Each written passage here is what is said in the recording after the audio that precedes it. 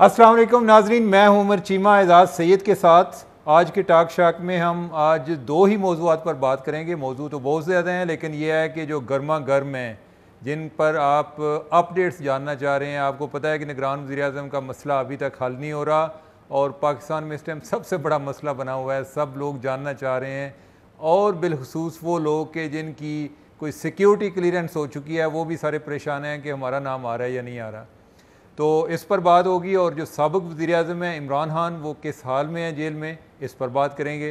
एजाज़ सैयद साहब, यार मैं आपको शुरू में कह रहा था कि आप वज़ीर-ए-आज़म बन जाए, खुदा रहा नहीं कि आपने मेरी बात नहीं मानी। जो मैंने आपको बात कहता हूँ ना, आप बात नहीं मानते। नहीं, फिर आप तक बात आई, आपको उन्होंने कहा वज़ीर-ए-आज़म बन जाए, तो मैं तो इंतजार कर रहा हूँ। मैंने कब इनकार किया? देखे नहीं, आप तो तैयार है ना, तो मैं इंतजार कर रहा हूँ। मैं तो देखिए, मैं वास्केट भी पहन के आया हूँ। मैं सोच रहा था कि आज असम्बली डिसॉल्व होनी है, कोई बंदा बुला ही लेता है जी कि आए हलफ लें। यार देखिए, तो मैं इस चक्कर में आप वज़ीर-ए-आज़म के लिए तैयारी करके आए हैं, तो मैं वज़ीर खारजा के लिए तैयारी करके आ गया। मैं सूट तो आप जो है वो जो बिलावल भुट्टो की प्रेस कॉन्फ्रेंस भी आज आपने अटेंड की कि मैं ज़रा देखूं कि खारजा अमूर के हवाले से जी क्या जानना ज़रूरी है, ताकि वो बाद में आपकी सीवी में होता है जी कि उन्होंने वो वज़ीर खारजा बने हैं। वो कैसे बने जी? उन्होंने बिलावल भुट्टो की प्रेस कॉन्फ्रेंस की। तो एजाज़ ये बताएं कि यार कोई निगरान वज़ीर-ए-आज़म का कोई मसला तय हो जाएगा या नहीं? चीमा साहब, ये तय नहीं हो रहा। अच्छा, ये तय नहीं हो रहा। ये मामला इस वक्त सिर्फ 3-4 लोगों के पास है। नवाज शरीफ साहब के पास है, शहबाज शरीफ साहब के पास है, जरदारी साहब के पास है और army chief general Asim Munir के पास है। और मैं आपको जो बात बता रहा हूँ वो ये है कि आज कौमी असम्बली का आखिरी इजलास था। 5 साल ज़ाहिर पूरे हो गए, तो आखिरी इजलास था। आज रात शायद रेजोल्यूशन का ऐलान कर दें। और आज आपको पता है मुश्तरका इजलास भी था, तो मुश्तरका इजलास कैंसिल कर दिया गया। तो एक सोच ये थी मुश्तरका इजलास में लाने की कि शायद असम्बली इसी असम्बली को 6 माह की मुद्दत इसका इजाफा कर दिया जाए। ये बड़ी सीरियस थिंकिंग थी, लेकिन वो बात कहीं पे नहीं हुई। कंसल्टेशंस पीछे चल रही हैं, तो वो फिर मुश्तरका इजलास है उसको कैंसिल कर दिया गया। तो आज ऐलान किया गया कि आज आखिरी इजलास है। और आज जिस वक्त हम बातें कर रहे हैं, रात के अंधेरे में मीटिंग्स भी हो रही हैं बहुत सारी जगहों पे, जो कि पाकिस्तान का मुस्तकबिल, निगरान हुकूमत का जो खाका है वो तय हो रहा है।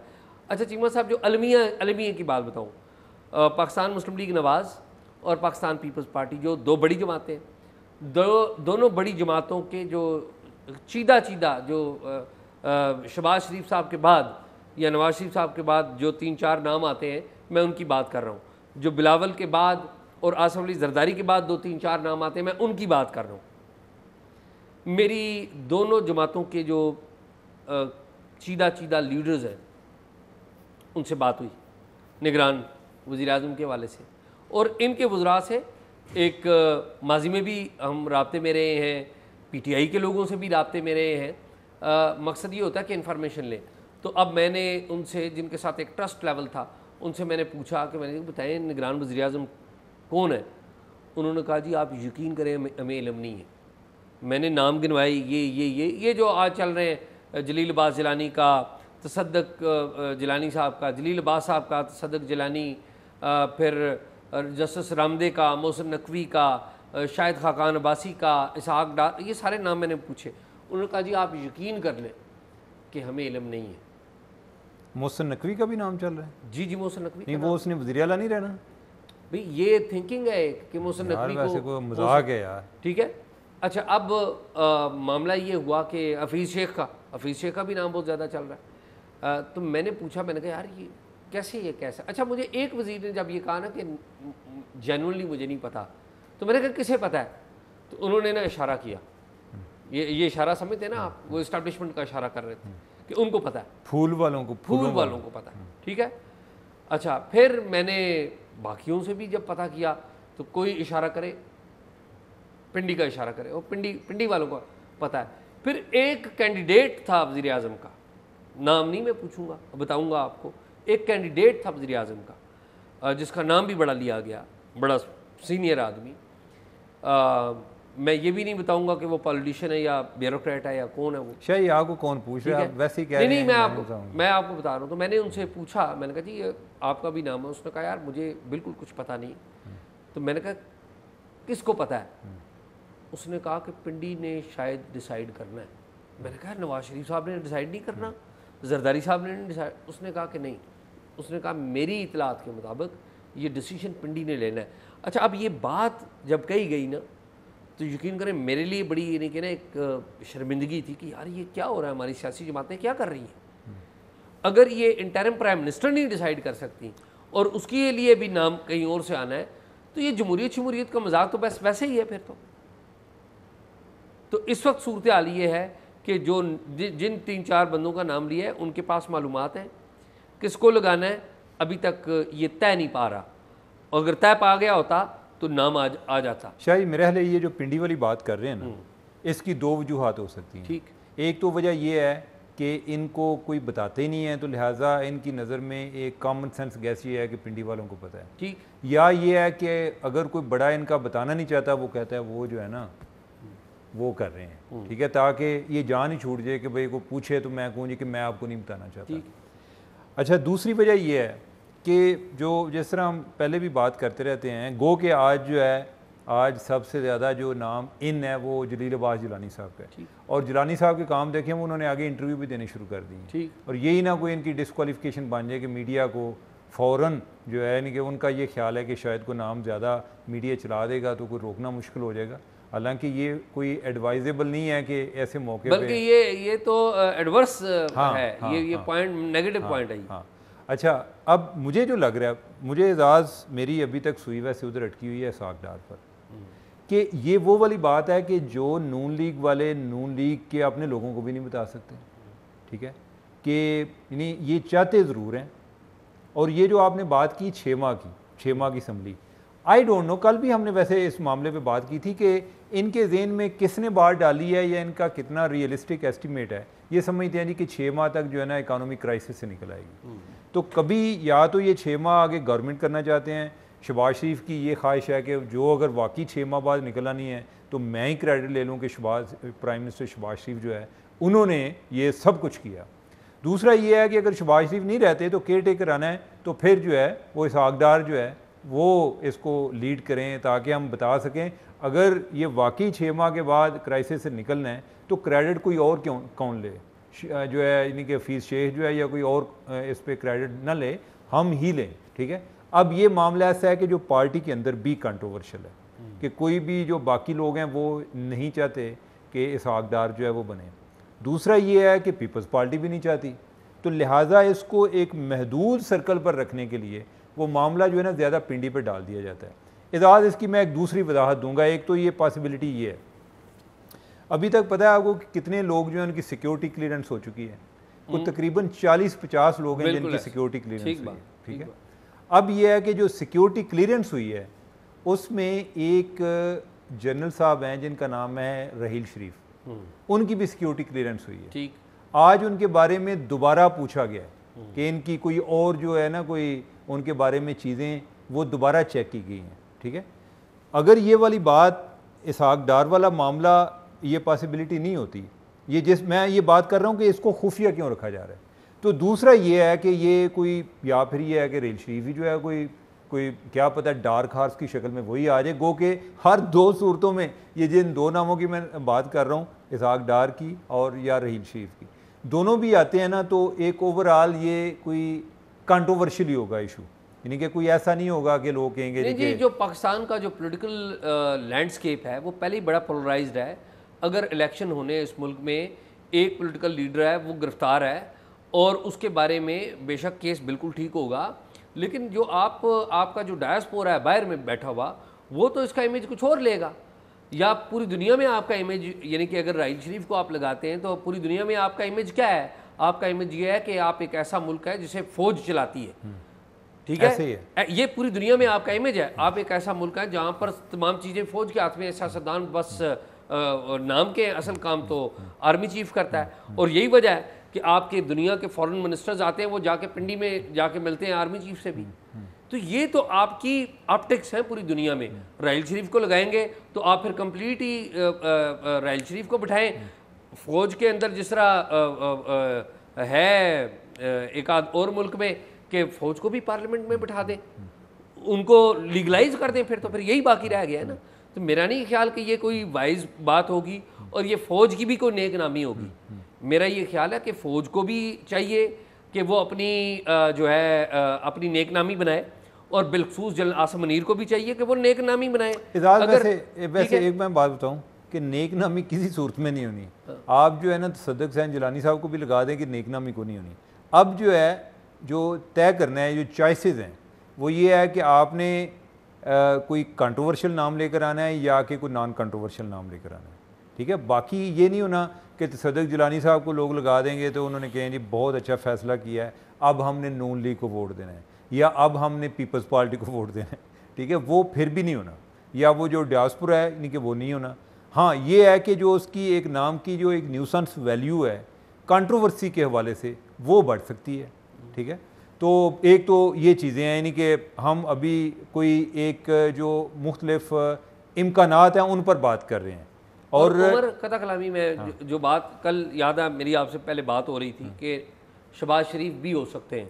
शहबाज शरीफ जो है ना, यानी कि ये जो आप बात कर रहे हैं ना 6 माह आगे करने वाली, ठीक है, तो वो तो शहबाज शरीफ भी थे, फिर तो यानी कि यही है। हाँ, तो शहबाज शरीफ जो है यानी कि वो भी यानी कि आए थे, इधर हर बंदे रेस में है। और इधर से वैसे ना एजाज मैं क्यूरियस होता हूँ कि ये इनकी इंटरनल थिंकिंग है और ये पूरी पार्टी में नहीं है, जो टॉप लेवल पे लीडरशिप है, कि जो ये इन्होंने समझा हुआ है कि 6 माह में हमने जो है ना एक फील गुड फैक्टर प्रमोट करने में कामयाब हो जाएंगे, ठीक है, कि हम जो है इकानमी क्राइसिस से निकल आएगी।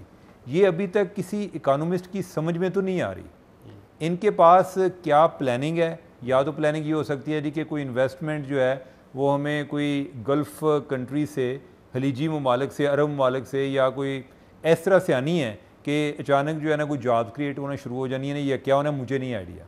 लेकिन ये बात है कि उनको उनके इस कॉन्फिडेंस को आप इस नज़र से भी देखें या इस एंगल से भी देखें कि जो इन्होंने पहले लॉ में तरमीम की है कि जो केयर टेकर गवर्नमेंट है वो इकानमी के हवाले से इंडिपेंडेंट या बेहतर या आज़ादाना फ़ैसले कर सके, तो इनको कोई ना कोई इनकी कैलकुलेशन है। तो उस सारी कैलकुलेशन की आड़ में मुझे वो चीज़ जो है वो ज़्यादा नज़र आ रही है कि इस वजह से इनके मामला जो है ये जो है लेट भी हो रहे हैं।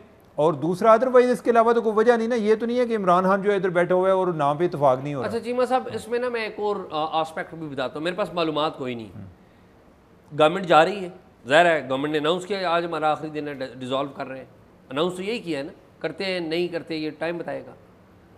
वज़ीर सऊदी जो वज़ीर ममलकत बराए अमूर ख़ारजा है ना, वो भी इस्लामाबाद आए हुए हैं और वो भी आए मुलाकातें कर रहे हैं। This is very important.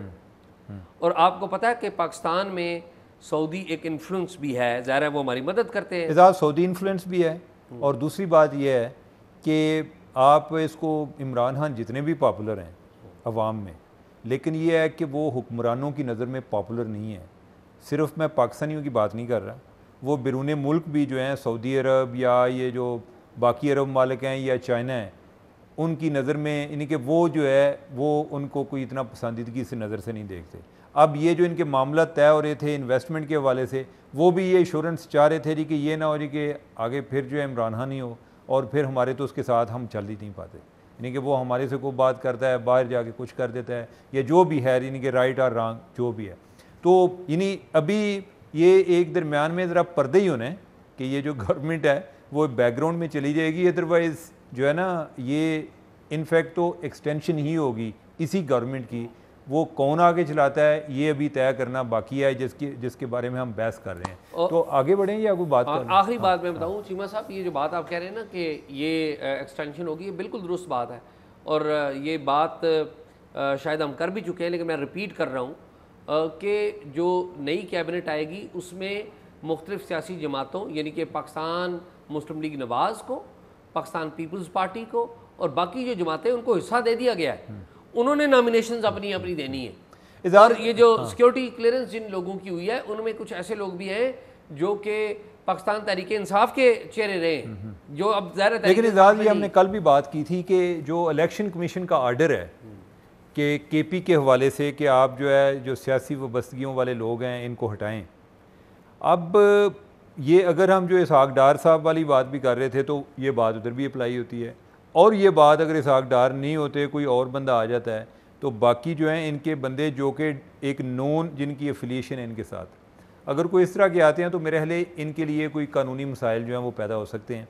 Let's see, यानी कि उन्होंने कोई उसका कोई जवाब या जवाब कोई तैयार किया होगा या नहीं, तो आगे मेरे ख्याल बढ़े। मेरे ख्याल में आप ये बताएं कि इमरान खान साहब नए निगरान वज़ीर आज़म तो पता नहीं किधर है, लेकिन पुराने वज़ीर आज़म का तो हमें पता है ना, ठीक है, कि वो किधर है। वो तो दिलों के वज़ीर आज़म है, वो इमरान खान साहब जेल में है।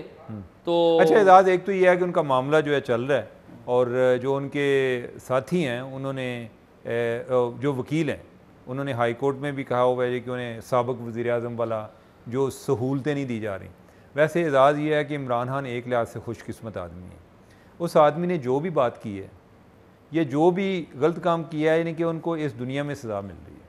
यानी कि आपको पता है कि कितनी बड़ी बड़ी तकरीरें हैं जी, कि मैं अमेरिका में जाके तकरीरें हैं कि मैं वापस जाके तो मैं इनके AC उतरवा दूंगा, मैं फ़लाँ कर दूंगा, वो फ़लाँ जो है वो पाकिस्तान आए तो मैं उसको जेल ले जाएगा सीधा, और जो है ये क्लास वगैरह नहीं होनी चाहिए, और अब ख़ुद जो है वो क्लास मांग रहे हैं। अब ये है कि वैसे इमरान खान के साथ हो क्या रहा है। इमरान खान जो है वो अटक जेल में है, ठीक है। अटक जेल तक कैसे पहुँचे वो हम बाद में बात करते हैं, लेकिन अटक जेल से शुरू करके हम वापसी की तरफ जाते हैं।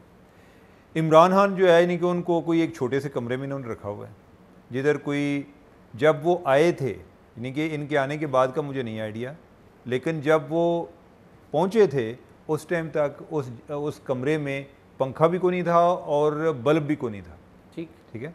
तो दूसरा ये है कि उधर वाशरूम भी साथ कोई नहीं था। वाशरूम भी कोई बाहर जो होते हैं ना, वो ओपन एयर वाशरूम, कोई यानी कि छत के बगैर जो इस तरह बनाए होते हैं टॉयलेट वगैरह, उधर है। यानी कि जो एक आम कैदी का एक कमरा है वो उनको दिया हुआ है, को मेरा है 12-8 का, ठीक है। उधर उनके वकील तो मेरे ये नहीं बता रहे थे कि वॉशरूम उनके कमरे के अंदर ही है, ये कोई आई डोंट नो, यानी कि लेकिन ये है कि मुझे जो पता चला है, यानी कि वो ये है कि वो वाशरूम जो है ना बाहर है, ठीक है, और ओपन एयर है। हाँ ओपन एयर है, और उधर को 3-4 बंदे भी खड़े होते हैं कि वो वाशरूम भी उनको अकेले नहीं जाने देते, ठीक है। और कैदियों वाले कपड़े भी पहनाए हुए हैं, हाँ, ठीक है। कहते हैं खदर के 3 सूट दिए हैं। हाँ, तो वो कैदियों वाले कपड़े पहन के आजकल उधर फिर रहे होते हैं। तो ये है कि उनको C क्लास में रखा गया, उधर ऑलमोस्ट C क्लास ही है, नहीं उधर A-B क्लास ही नहीं है ना, क्लास नहीं है। लेकिन एजाज ये है कि अगर उन्होंने उसको बेहतर करना हो तो कर सकते हैं। ये नहीं है कि आपने फ़र्ज़ किया है कि उनकी क्लास अपग्रेड करनी है, उनका AC लगाना है, तो AC लगाने से आपको कोई रोक नहीं सकता, ठीक है। हमारे जो हुक्मरान हैं उनके लिए हर चीज़ नहीं लग जाती है, तो ये कोई इतना बड़ा इशू नहीं है। लेकिन ये है कि अभी जो उनको रखा हुआ है वो इस हालत में रखा हुआ है। आज हाई कोर्ट ने अलबत्ता ये आर्डर दिया है कि उनको जो एक साबिक़ वज़ीर आज़म के तौर पे जिन सहूलतों के वो इनकी इंटाइटलमेंट है, जिसके वो मुस्तहिक हैं एज अ साबिक़ वज़ीर आज़म, वो उनको सहूलतें दी जाएँ। अच्छा। दूसरा जो इशू ये आ रहा है कि जो अदालती फ़ैसला था जिस पे फ़ौरन अमल करने के लिए उनको लाहौर से उठाया गया, उसमें लिखा हुआ है अडयाला जेल का, कि इन्हें अडयाला जेल में रखा जाए, इन्होंने उनको अटक जेल में रखा हुआ है। आप ज़रा बात कर लें, फिर मैं आगे शुरू करता हूँ। मैं एक छोटी सी इंटरेस्टिंग बात बताऊँ कि अटक जेल में इमरान खान को रखने का फैसला आज से 2-3 महीने पहले ही कर लिया गया। अच्छा, ठीक है। और ये ऐसे पता चला मुझे कि अटक जेल के जो सुप्रिटेंडेंट है ना, अटक जेल के सुप्रिटेंडेंट के बारे में हमारे जो खुफिया इदारे हैं, ये इन्होंने मालूमात इकट्ठी करनी शुरू की, और उन्होंने वहाँ पर ये भी पता करवाया कि वहाँ पर जो VVIP सूरत हाल क्या है, यानी कि ये पहले से ज़हन था कि इमरान खान साहब को इधर रखना है। तो जब वो मालूमात इकट्ठी कर रहे थे जो खुफिया वाले, तो अटक जेल के सुप्रिटेंडेंट और डिप्टी सुप्रिटेंडेंट ये समझे कि उनका ट्रांसफ़र ऑर्डर हो रहा है, क्योंकि शायद इनकी परफॉर्मेंस से खुश नहीं है। तो फिर वो कोशिश ये कर रहे थे कि अपनी पॉसिबल जो ट्रांसफ़र है उसको बचा लिया जाए। तो वो मुख्तलिफ लोगों को रब्ता कर रहे थे कि जी आप जो है ना हमारी ट्रांसफ़र रुकवाएं। होता है ना, अपने बैचमेट किसी को कहा, किसी और ताल्लुक वाले को कहा, किसी पॉलिटिशियन को कहा, तो वो ये रुकवाने की कोशिश कर रहे थे कि यार लगता है कि हमारी ट्रांसफ़र हो रही है तो आप हमें रोक लें।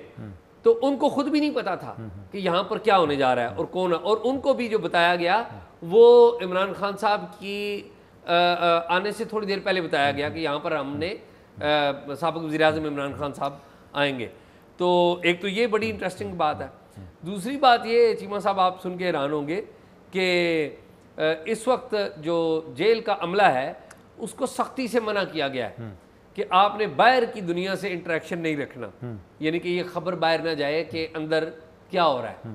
तो ये दो इंटरेस्टिंग सी बातें थी। अच्छा एजाज, वो मेरे ख्याल है कि जो उनको अटक में रखने का फ़ैसला है, ये जो आज मेरे ख्याल ख्वाब देखा गया था कोई साल 1.5 साल पहले देखा गया था, और यानी कि ये मुझे इसलिए आता है कि हमारी नशीन यूसुफ हैं जियो की, तो जब ये अटक लेकर गए ना, तो नशीन ने अपना कोई साल पहले का एक ट्वीट जो है ना वो निकाला कि भाई जो है ना अटक जेल जो है ना उसके लिए पता नहीं तैयारियां की जा रही हैं या कोई इस तरह का ना, इमरान खान के हवाले से। तो मेरे ख्याल है कि जो पंजाब में ना कोई कुर्बो जवार में जो एक जेल जो कि बदतरीन जेल थी, बदतर हो सकती है, एक तो अगली जो है मच जेल है जो बलूचिस्तान में है, पंजाब की मच जेल अटक जेल है। अच्छा एजाज, ये जो अटक है ना, यानी कि इसके बारे में एक दो इंटरेस्टिंग चीज़ें, एक तो जो आपने बात की ना कि उनको उससे पहले कोई नहीं पता था, इवन जो लोग इनको लेकर आ रहे थे लाहौर से, जो पुलिस वाले हैं, उनको भी नहीं पता था कि हम किधर जा रहे हैं। ठीक, यानी कि उनको जब वो इस्लामाबाद के करीब पहुंचे, उनका ख्याल था कि इधर की अडयाला में लेकर जाना है, तो इधर करीब पहुंचे तो फिर उनको कहा गया कि आपने अटक जाना है आगे। ठीक है। अच्छा, दूसरी चीज़ जो है वो अटक में जब उधर उनको लेकर गए, तो जो उनको लेकर आए थे लोग, उन्होंने जो है ना दो बातें इमरान खान को की। उन्होंने कहा कि ये सर वही इलाका है कि जिधर जो है ना परवेज़ शीत को भी रखा गया था। अच्छा, ठीक है। अच्छा, और जो है यानी कि परवेज़ शीत साहब के साथ जो कुछ हुआ था वो भी बताया, अच्छा, कि वो हुआ था। उसने कहा अच्छा वो इसीलिए नामालूम अफराद के ख़िलाफ़ था। ठीक है। दूसरी जो है ना, उधर एक बंदे ने ना जाते हुए उसने कहा कि सर मेरी ना आपको ये 2-3 एक गुजारिशात हैं। ठीक है। एक तो ये है कि माफ़ करना सीखें। अच्छा, ठीक है। दूसरा ये है कि जो है ना गुरूर से बचें। ठीक है। और ये पुलिस वाले किसी ने कहा? कोई नहीं, कि उनको एक बंदा जो साथ आए थे ना उनमें से एक बंदा था। ठीक है। तीसरा उसने कहा कि ये जो ना गालम गलोज ये छोड़ दें। ठीक है। पहली बात पे माफ़ करने का जो है ना, वो तो खान साहब ने कहा कि ये तो वो सारी बात जो है वो नामालूम पे डाल दी कि ये जो है वो ही लगे हुए थे, मैं तो नहीं, हालांकि ये वैसे ये ज़्यादती है। हाँ, यानी कि इमरान खान खुद बहुत ऐसा इंतकाम ले रहे थे कि जिसका यानी कि अभी किसी ने उनको कुछ किया ही नहीं था, वो इंतकाम ले रहे थे। ठीक है। दूसरा उन्होंने कहा कि मैं तो यानी कि मैं एरोगेंट नहीं हूँ। ठीक है। और जो तीसरा है, यानी कि तीसरे पे उन्होंने कहा कि यानी ओवरऑल मैं सोचूंगा इन बातों पे ना। ठीक है। लेकिन एजाज, ये जो है ना अभी काफ़ी चीज़ें चल रही थी इमरान खान के हवाले से कि लाहौर से जब उनको लेकर आए, तो मेरी भी किसी से बात हुई। वो किस्सा बताए ना कि इमरान खान साहब को लाहौर से लेके आए, वो कैसे लाए? अच्छा एजाज, मेरी भी कोई बात हुई, और मैं उन लोगों की बात कर रहा हूँ कि जो है ना यानी कि सुनी सुनाई बातें नहीं कर रहे, जो मौके पर मौजूद थे। ठीक है। एक तो ये है कि खान साहब का जो घर है उसका गेट और वो काफ़ी, एक तो ताले लगे हुए थे उसको, और है भी को मेरे को 30 फुट कोई उसकी लंबाई है या कोई इस तरह का मामला है। तो उधर वो छलांगिंग क्रॉस के गए कि भाई जब आर्डर आ गया, नहीं देखें पंजाब पुलिस जो है काफ़ी एफिशिएंट थी, और उधर जो है आगे वो एक पहले पता चला जी कि शायद ये स्कूसलाने में बाथरूम में घुस गए खान साहब। वो उधर गए, पता चला उधर से खान साहब का बॉडीगार्ड निकल आया बाथरूम से, तो उसने कोई मुज़ामत करने की कोशिश की, इन्होंने कहा कि भाई मुज़ामत नहीं करनी। फिर आगे कोई तीसरा स्टेप था, कोई आगे एक एरिया था, उधर पता चला जी खान साहब इधर हैं, वो उन्होंने ना किया उधर से, फिर वो निकले साथ जो है वो बुशरा बीबी थी। वो कुंडी नहीं लगाई हुई थी अंदर से? ऐसे ही था, कोई लाख थी। मैं थोड़ा सा ऐड कर दूं, पहले आप मुकम्मल कर लें, मैं करें करें आप, यानी कि आप करें। मेरे पास इतला ये है कि खान साहब को जब वो लेने गए ना, तो अंदर से बुशरा बीबी ने कुंडी लगा ली थी। फिर उसके साथ उनके जिस कमरे में वो थे उसके साथ साइड पे एक शीशा भी लगा हुआ था, उस शीशे को तोड़ा गया, वो शीशा टूटा है। ये ठीक कह रहे हैं, ठीक है जी, ये ठीक कह रहे हैं। अच्छा, और फिर जो बुशरा बीबी है ना चीमा साहब, वो जब निकली उन्होंने फिर दरवाज़ा खोला, ज़ाहिर है जब वो तोड़फोड़ कर रहे थे तो उन्होंने दरवाज़ा खोला। जब दरवाज़ा उन्होंने खोला तो बुशरा बीबी ने पुलिस वालों को एड्रेस करते हुए कहा कि देखो तुम मेरी ज़िंदगी की सबसे कीमती चीज़ को लेके जा रहे हो, मुझसे जितनी दौलत, मेरा जितना माल है ना वो ले लो, इसको ना लेके जाओ। तो वहाँ पर ना पुलिस वाला था एक, जिसने ये कहा, जो मुझे किसी ने बताया, उसने कहा कि देखें खान साहब को आगे ही जो है ना करप्शन के ऊपर जो है वो सज़ा हुई है, तो अब आप हमें रिश्वत की जो है वो दावत दे रही हैं, रिश्वत की पेशकश कर रही हैं। अच्छा, वैसे मुझे जो पता चला है ना, वो ये पता चला है कि बुशरा बीबी का रवैया नागवार, वो क्या कहते हैं, नामुनासिब था। यानी कि जैसे होता है ना कि जो साथ एक बंदा हो कोई प्रोटेस्टिंग मोड में होता है, तो उन्होंने कहा जी कि आप खामोश रहें। ठीक है। और खान साहब ने कहा जी कि किधर हैं वारंट वगैरह, किधर है मेरे, उन्होंने कहा जी वो बंदा बाहर लेके खड़ा है। तो फिर ये है कि वो ज़रा इस पर कोई मुज़ामत कर रहे थे, फिर जो है एक पुलिस वाले जो है ऑफिसर ही था, उसने कहा कि mister prime minister you are under arrest. उधर जो है ना खान साहब को लगा कि जैसे ये एक नई रियलिटी मेरे पे एक आ गई है। तो खैर वो खान साहब को लेकर चल पड़े, पहले उनको लेकर गए हैं, वो पुराना एयरपोर्ट है लाहौर का वाल्टन, उधर लेकर गए हैं। अच्छा, उस दौरान पुलिस वालों को भी क्लियर डायरेक्शन नहीं थी कि आगे किधर जाना है, ठीक है। उधर लेकर गए, उधर उनको बिठाया, खान साहब जो हैं उनसे बात करते रहे, उन्हें पता है, उन्होंने कहा कि मुझे पता है ये किन्होंने किया है, ये नामालूम अफराद ने किया है ये वो। और उस टाइम फिर जो है आगे सामने टीवी चल रहा था, तो टीवी पे आगे वो सारा इशू ही ये था। खान साहब को ज़रा मज़ीद पता चला। अच्छा, ये नर्वसनेस जो है वो डेफिनेटली उनकी थी, घबराए हुए थे, और वैसे ये इंतहाई नेचुरल भी है, यानी कि कोई भी बंदा है, यानी कि खान साहब अगर वैसे टार्जन बने कि उन्हें कोई खौफ नहीं आता तो ये झूठ है, लेकिन ये एक नेचुरल है, यानी कि आता है खौफ, और खान साहब परेशान थे। तो उधर फिर इनको बिठाया, फिर आर्डर हुआ जी कि इनको लेकर आएँ फ़लाँ जगह पर। फिर जो है यानी कि मोटरवे के करीब पहुँचे तो उन्होंने कहा जी कि इनको मोटरवे पर ले चलें। जब वो मोटरवे लेकर गए, फिर आगे जाके ना उधर की सूखे की जा कोई जो है स्टॉप, उधर जाके इनको रुके उधर। और जो है खान साहब जो उन्होंने कि वाशरूम में जाना था। अच्छा, और कैदी का ये भी होता है कि उसको वाशरूम का दरवाज़ा भी नहीं बंद करने देते, और खान साहब को भी नहीं बंद करने दिया उन्होंने। अच्छा, नहीं करने दिया। तो यानी उसके बाद जो है नहीं कि वो खान साहब पहले को पानी वगैरह भी नहीं पी रहे थे, कि उन्होंने कहा जी मैंने तो अभी नाश्ता भी नहीं किया हुआ। फिर जो है उनके पास कोई ड्राई फ्रूट था, पुलिस वालों के पास, उनको ही भूख लगी हुई थी, क्योंकि उन्हें आइडिया नहीं था कि हम नहीं जाना है इनको लेकर। तो वो उन्होंने कोई ड्राई फ्रूट निकाला, कोई बादाम वगैरह और काजू वगैरह वो खाने शुरू कर दिए। खान साहब ने क्या, तुसी आओ तुसी भी खाओ। खान साहब ने पहले इनकार किया, फिर जब उन्होंने देखा कि काफ़ी देर से खा रहे हैं और इन्हें कुछ हो नहीं रहा, तो फिर खान साहब ने भी खाना शुरू कर दिया। फिर उन्होंने कहा खान साहब ज़रा तस्वीर ही साढ़े बना लो, ठीक है। अच्छा, खान साहब उधर भी जो है ना डायरेक्शन देते रहे हैं तस्वीर की कि इस पोज से बनानी है। अच्छा, हाँ हाँ, तो वो करते रहे हैं। फिर जो है ना एक बंदे ने लाइटिंग भी ठीक करते रहे। फिर जो है उधर एक बंदे ने कहा, यानी कि जो उनको लेकर जा रहे थे, उन्होंने कहा खान साहब शाह कुरैशी तो बड़ा खुश होगा। उन्होंने कहा मैंने पता है, यानी क्या उन्होंने नाल रले है, यानी कि उन्होंने कहा यार हमारे लिए भी हैरान कौन था, खान साहब साढ़े साथ अनसेंसर्ड डिस्कशन जो है ना शुरू कर दी कि उधर जो है। अच्छा, वो फिर ना वो केपी की पुलिस की एग्जांपल देने शुरू हो गए जी कि केपी में पुलिस इस तरह थी। तो एक जो पुलिस ऑफिसर था उसने कहा जी कि ये आपके दौर में ही, और मैं गिलगित बल्तिस्तान में था, मैंने उधर कोई चर्च पकड़ी थी और आपके लोगों ने मेरे खिलाफ एक्शन करवाया था, तो आप जो है लिहाजा यानी कि अपनी पुलिस का मॉडल बयान ना करें, ठीक है। तो उन्होंने कहा कि आपने लाहौर में इधर जो है ना वो उमर शेख साहब को भी लगाया था। उन्होंने कहा कि वो किधर है आजकल। खान साहब ने कहा वो किधर है आजकल। उन्होंने कहा जी फौत हो गया। उन्होंने कहा फौत हो गया, ठीक है। अच्छा, मुझे नहीं पता यानी कि कदू फौत हो गया, ठीक है। तो खैर ये है कि फिर उसके बाद जो है आगे उनको उधर अटक में ले गए और फिर उधर छोड़ के तो वापस आ गए। और आखिरी बातें जो मैंने आपको बताई हैं कि उन्होंने भी जाती दफ़ा अपने लेवल पे नसीहत करने की कोशिश की खान साहब को।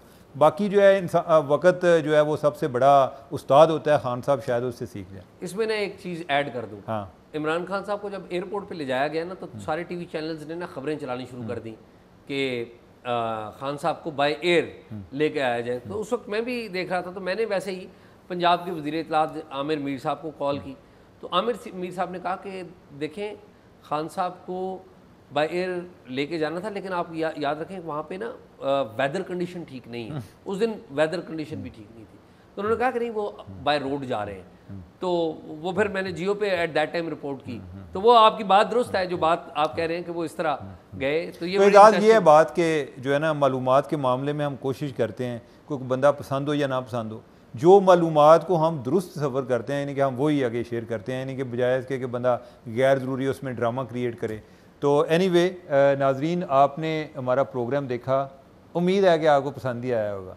तो अपने कमेंट्स जो हैं वो करते रहा करें, हमारी भी हौसला अफजाई होती है। आपकी जो क्रिटिसिज्म है और जिस जज्बे के साथ आप करते हैं हम उसको भी अप्रिशिएट करते हैं। तो अपनी दुआओं में याद रखिएगा। अल्लाह हाफिज़।